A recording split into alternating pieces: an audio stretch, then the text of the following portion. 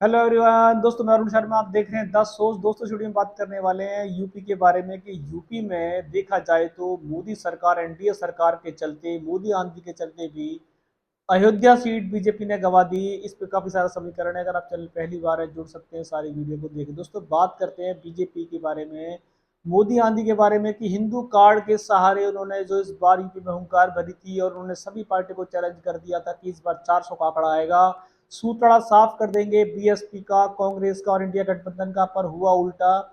India गठबंधन ने जो इस बार यूपी में बीजेपी को धोया है, बीजेपी भले ही जीत के डंके ठोक रही हो, पर इस जीत को वो एक तरीके से अपनी हार मानने की स्वीकार नहीं है।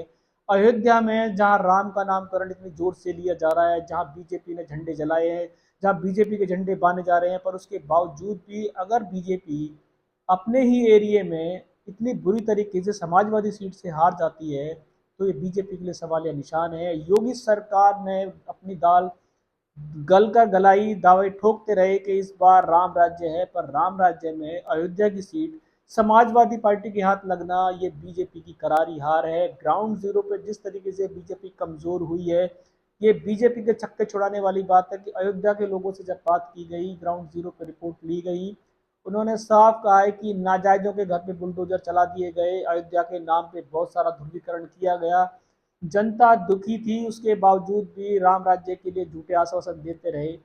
अगर राम राज्य के लिए बीजेपी मैदान में आती है और राम राज्य की बातें करती है, और मोदी जी की प्रचंड रैलियों के बावजूद भी, अगर योगी के राशन बांटने के बावजूद भी जनता वोटों में ठेंगा दिखा देती है, तो इसका मतलब बीजेपी अयोध्या से साफ हो चुकी है।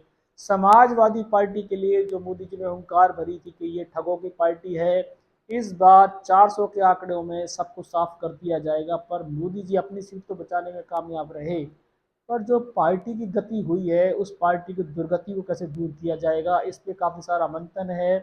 बीजेपी की दिन पे दिन बैठकें होती जा रही हैं, नड्डा जी हो, अमित शाह हो, सवालों के ढेर खड़े हो चुके हैं कि बीजेपी ने नए राज्यों में तो एंट्री मारी, पर जो उनका पुराना गढ़ है, यहाँ तक कि उनकी सबसे बड़ी बख्तावर नेता जो आए दिन सबकी बुराई करते नहीं थकती, स्मृति ईरानी, अपनी ही सीट से हार चुकी। और वो भी ताज्जुब की बात यह है कि कांग्रेस के कार्यकर्ता से 1 लाख वोटों से हार जाना स्मृति ईरानी के छक्के छुड़ा दिए हैं।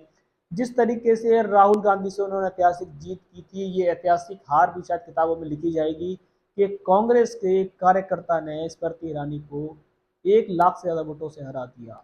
योगी के शासन के चलते अगर अयोध्या की सीट समाजवादी पार्टी ले जाती है, तो बीजेपी किस बात के डंके ठोक रही है? क्या अयोध्या पे कांग्रेस और समाजवादी पार्टी का दल काम करता है, उसके बावजूद बीजेपी धराशायी हो जाती है, तो क्या विधानसभा चुनाव में बीजेपी की हालत पस्त होगी?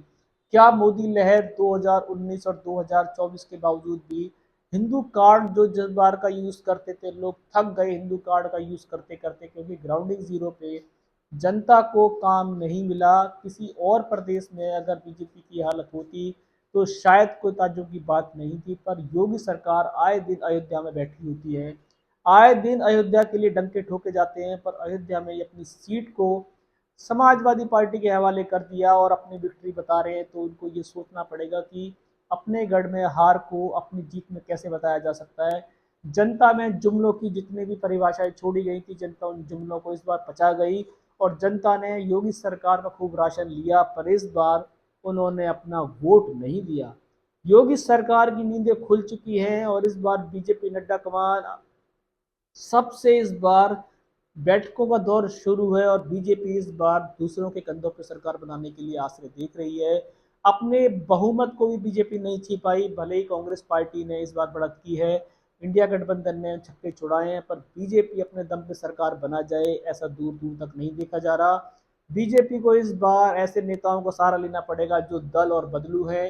बीजेपी को उनको इस बार अपना मेहमान बनाना पड़ेगा, क्योंकि बीजेपी 2019 और 2024 का जो समीकरण देख रही थी वो बहुत उलटफेर हुआ है। 2019 और 2014 में जो मोदी की लहर आई थी, चाहे वो पाकिस्तान के छक्के छुड़ाने थी, 36 इंच का सीना था, वो सारे सीनों के नाप छोटे हो गए। मोदी जी को लोगों ने जैकेट तो दे दी, पर जैकेट का साइज छोटा कर दिया। अब उनकी सरकार बीच भंवर में गोते खा रही है। अयोध्या की सीट के अलावा भी मोदी बहुमत से बहुत दूर है। उनको नीतीश कुमार जैसे पलटू राम, टीडीपी जैसे नेता चंद्रबाबू नायडू, जो कल तक मोदी जी पे उंगलियां उठाते थे, आज उनके साथ झुकने को तैयार है। कंधे की सरकार कब तक चलेगी ये समय बताएगा। इस बार मोदी जीत कर भी हार का शिकार की ओर है और बीजेपी की हालत पस्त है। आप देखते हैं कि अयोध्या की सीट से भी जो उनको उम्मीदें थी वो तो नहीं मिली, पर राम ने जो इनके साथ किया या राम ने उनके साथ किया, राम की लीला न्यारी है और बीजेपी में ही देखा जाए तो भारी है। अब किसकी नैया पार लगी वो तो पता पड़ चुका है। असली चुनाव का हीरो कौन है सब जान चुके हैं। सिर्फ बीजेपी अब एक डंक के ठोक रही है कि तीसरी बार पर किसके साथ ये समझना बड़ा मुश्किल है। और तीसरी बार कितने दिन चलेगी ये समझना ही मुश्किल है, क्योंकि जिन नेताओं का समीकरण बीजेपी के साथ बैठने वाला है वो नेता अभी तक दल बदलुओं की लिस्ट में सबसे आगे रहे हैं। अगर उन्हें मनचाहे पद नहीं मिले तो मोदी सरकार कितनी बार होगी ये भी नहीं कहा जाता। दोस्तों फिलहाल अयोध्या जैसी दिग्गज सीट को यूपी राज में, राम राज में भी बीजेपी गवा बैठी और जीत के डंके ठोक रही है। अपनी हार को जबरदस्ती जीत में बदल रही है, पर जनता समझदार थी। जनता ने इस बार अपने लोकमत का पुनर्निर्माण करने के लिए अपने उम्मीदवार को चेंज किया है। बीजेपी अपनी हार माने या ना माने, समीकरण चेंज है। दोस्तों इस रुझान पे कोई नया अपडेट मिलेगा समय से पहले बताएंगे। अगर आप चैनल पहली बार जुड़ सकते हैं सारी वीडियो को देखिए। दोस्तों मैं अरुण शर्मा मिलूंगा नई सोच के साथ, अपना ध्यान रखें। नमस्कार।